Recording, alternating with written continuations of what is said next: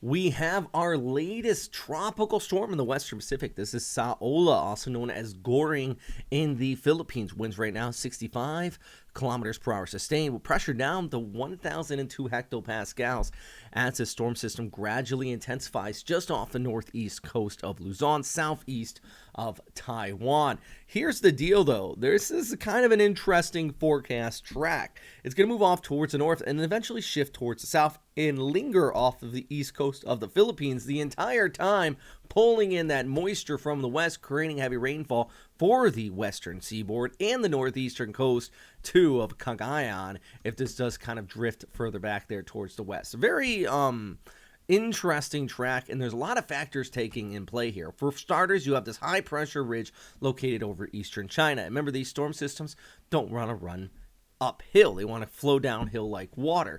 You need a trough to come through and kind of break that down. But at the same time, you have this big old fat low over here, actually a new tropical system, which has just developed here.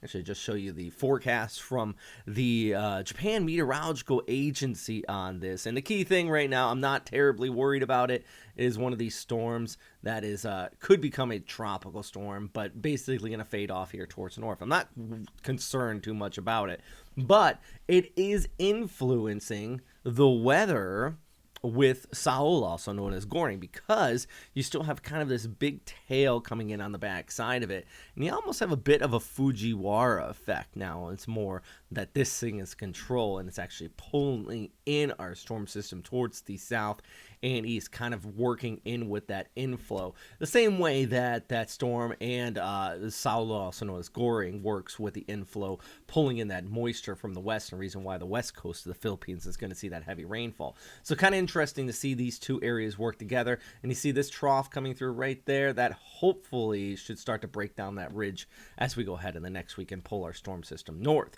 But for now, yeah, I mean, it's all about that interaction with these two and that inflow, which is going to continue to create that heavy rainfall for the west coast of the Philippines. Dangerous surf, rip currents, all that stuff here on the east coast. I mean, I'm not a boater, but I think it wouldn't be too smart to be taking them out there along the eastern seaboard. And eventually, you know, this storm's going to shift towards the north and could impact Taiwan or the southern Japanese islands. That's way, way in the future here, so it's not definitely my chief concern at this time. But, you know, we're going to talk about a week out. If I was on the east coast of Taiwan, I would be getting ready for the possibility of a typhoon for sure. But I think right now the big issue is the northeast coast of Luzon in this inflow, which is really going to continue to set up, creating that heavy rainfall for places like Manila, for Mindoro, all the way down towards western Mindanao, including places like General Santos, Davao, 34 there. You got that inflow that's going to impact you. Also, some to a lesser extent, but still possible, Cebu, 33 there. And even looking back towards Manila, 31 there, and starting from Manila, 29 with scattered showers for all of you out there across that area. You know, and also I just do want to share this with you. So first off, let's just take a look at this, because this is the Joint Typhoon Warning Center's forecast on this storm system. Very similar to JMA in the sense that pulls it north, brings it south. Look at the intensity, though. They have this maxing out at 120 knots. I mean, that's, whew, that would be a full-on, close to a super typhoon. Not quite there, but getting close. And here's Pegasus forecast. Also expecting it to become a typhoon as it pushes towards the south. And then see right here the typhoon symbol and the T as it drifts out there and it kicks back towards the north. So at least Pagasa, JMA, and JTWC all in the same kind of boat here. But sea surface temperature is also very warm in this area.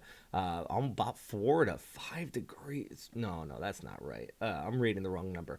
I was like, well, hold on a second. 1 to 3 degrees above average out here. So, oof, that is a lot of fuel to be thrown on the fire of a tropical system if that it is going to move over it, so that's going to allow for just that additional intensification for that area. Also know that that inflow is going to create not only rain but some breezy conditions. This showing the next 24 hours in Manila about 10 to 15 kilometer per hour sustained winds. So of course you don't worry about the wind, you have to worry about the rain, all sorts of stuff to talk about here for our friends across the Philippines with our tropical storm Saola, also known as Goring. If you have any questions, let me know. If you like these updates, please let me know that too. I appreciate your feedback. And number one thing, as always, is of course, stay safe out there, friends.